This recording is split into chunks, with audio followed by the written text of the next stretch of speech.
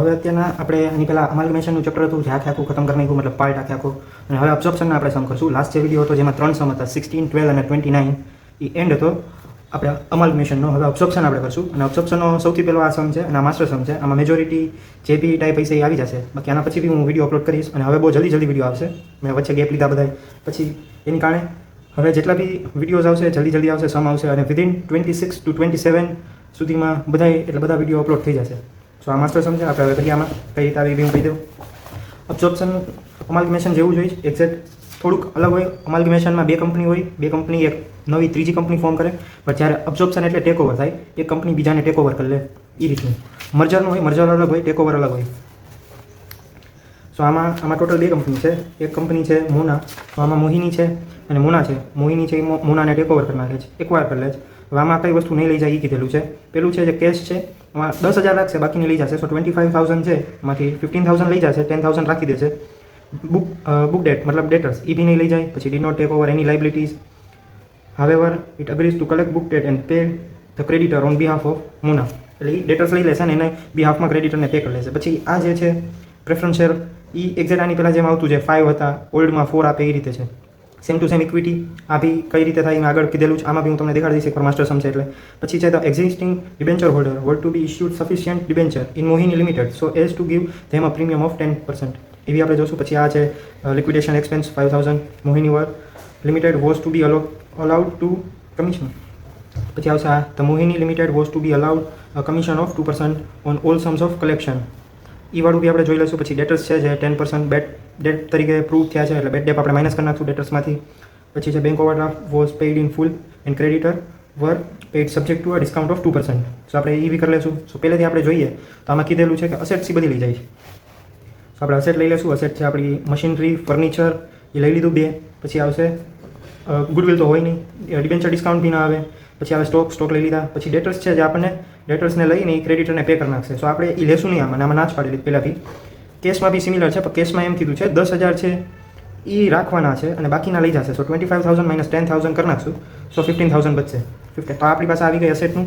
લાઇબિલિટીમાં ક્રેડિટરને bank overdraft નથી લઈ જતા. સો ડિબેન્ચર જ ખાલી આવે. ડિબેન્ચર 2 લાખ પ્લસ 10% આમાં જે રીતે કીધું છે 10% એના ઉપર પ્રીમિયમ આપશે. તો 220 થઈ જશે. 220 એના બાકી બધું. પછી આમે આગળ જે રીતે કર્યું 5A 4 6A 7 એ રીતના ફોર્મ્યુલા પ્રમાણે ઇક્વિટી શેર આવી જશે. એ થઈ ગયા. પછી આવશે પ્રેફરન્સ, એ બી થઈ ગયું. સો આપણને પરચેસ કન્સિડરેશન મળી ગયું. Purchase consideration minus net asset, so આપણને ગુડવિલ મળી ગઈ.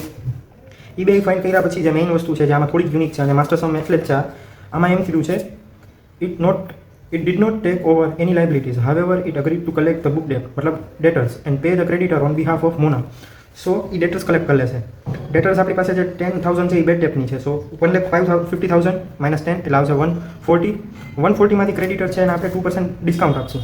સો એ 2% ડિસ્કાઉન્ટ માઇનસ કર્યા પછી થઈ જશે 70,400.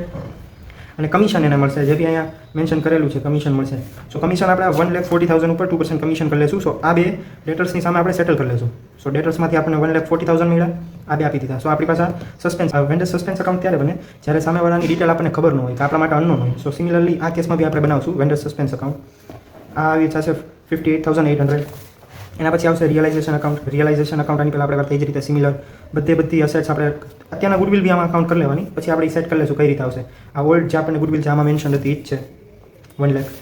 બાકી બધું આ લિક્વિડેશન આ 15,000 લઈ જાય છે આ લિક્વિડેટરવાળા. પછી આ પ્રેફરન્સના આ બધી એન્ટ્રી બી હું કેવું કઈ રીતે આવશે. પછી આ સાઈડ આપણી લાઇબિલિટીઝ અને પરચેસ કન્સિડરેશન આ બધી થઈ ગયા. પછી આપણે શેર હોલ્ડર્સ કરશું. શેર હોલ્ડરની ઓપનિંગ બેલેન્સ જેટલા બી રિઝર્વ્સ હોય એ આપણે ડિસ્ટ્રીબ્યુટ કરી નાખશું શેર હોલ્ડર વચ્ચે. સો 60,000 10,000. પછી આપણે જે આ છે ફિક્ટિશિયસ હશે ડિબેન્ચર ડિસ્કાઉન્ટ એ આપણે ડિબેન્ચર ડિસ્કાઉન્ટ છે પ્રિલિમિનરી એક્સપેન્સ હોય કાં પછી અંડરરાઇટિંગ કમિશન હોય. સો એ એઝ અ ફિક્ટિશિયસ અસેટ આપણે અહીંયા લખ નાખવાનું ડેબિટ શેર હોલ્ડર્સમાં ડેબિટ સાઇડ. પછી આપણને જે પરચેસ કન્સિડરેશનમાં 3,50,000 મળ્યા એ છે. એ કર્યા પછી આપણે આ એન્ટ્રી લાઇન ટુ લાઇન જ હું કહું છું. પછી આ કમ્યુલેટિવ પ્રેફરન્સ શેર છે જે આપણે 1,25,000ના કર્યા છે. આપણે આમાં કેલ્ક્યુલેશન આગળ મેં કીધું એ પ્રમાણે તમારે 6 છે 7માં એકવાર હું કરીને બી દેખાડી દઉં. સોરી આ છે 4 વાળું. પ્રેફરન્સ શેર 1 લાખ છે. આપણે 5 × 4 એટલે 1,25,000. સો આપણે મોહિની છે જે એ 1,25,000 લઈ જશે. ઓપનિંગ બેલેન્સ આપણી પાસે છે. સો આ જે અમાઉન્ટ છે એ આપણે રિયલાઇઝેશન અકાઉન્ટમાં લખ્યું છે જે એડિશન વાળું છે. સેમ ટુ સેમ જે ડિબેન્ચર વાળું હોલ્ડર છે ડિબેન્ચર હોલ્ડરની આપણે એમાં બી એ જ રીતે જે આપણે 20% પ્રીમિયમથી આપેલા હતા. ન્યૂ ડિબેન્ચર 2,20,000 ઓપનિંગ 2,20,000નો જે ગેપ છે એ આપણે અહીંયા છે.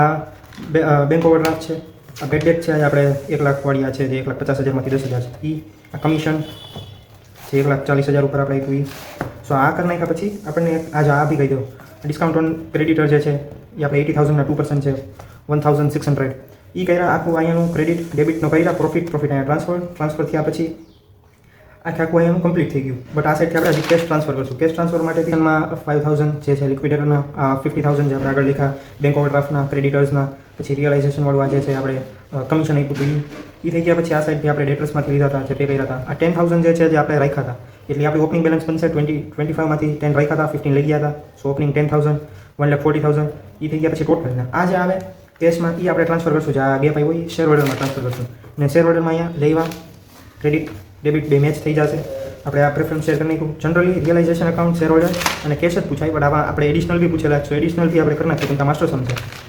પ્રેફરન્સ શેરનું આપણે ક્લોઝ કરી નાખ્યું ડિવેન્ચર બી ક્લોઝ કરી નાખ્યું મોહિની જે છે જે આપણા પરચેસ કન્સિડરેશનનું છે realisation account to preference and equity same to same જે આપણે આ પરચેસ કન્સિડરેશનના જે 3,50,000 આપ્યા સો 3,50,000 આ આવશે જે આપણે ટ્રાન્સફર કરશું અહીંયા equity share of Mohini limited same to same છે પણ આપણે આપ્યા પરચેસ કન્સિડરેશનના દેખાડે છે સેમ 8%ના મોહિનીના હતા એ વાળા આપણે 7%ના જે પછી થઈ ગયા જે બી આપણે અહીંયા ઓલરેડી આગળ દેખાડેલું છે 7% કોમ્યુલેટિવ પ્રેફરન્સ છે આ બધા ઓલરેડી આવેલા છે ડેટર્સની છે ઓપનિંગ બેલેન્સ 150 એમાંથી 10 રિયલાઇઝેશનના અને કેશના અહીંયા ટ્રાન્સફર થાય સો બધા અંદર જ છે જેમ કે આ બી રિયલાઇઝેશન અકાઉન્ટ જે આપણે ડિસ્કાઉન્ટ આપ્યું હતું અને કેશનું સો આ રીતે તમે એક કરતા જાઓ સો ઇટ ધ એન્ડ બધા તમારા મેચ થઈ જ જાય એ જ રીતે આ સમ છે જો આમાં કોઈ ક્વેરી હોય તો કોમેન્ટ કરજો હું કહી દઈશ થેન્ક યુ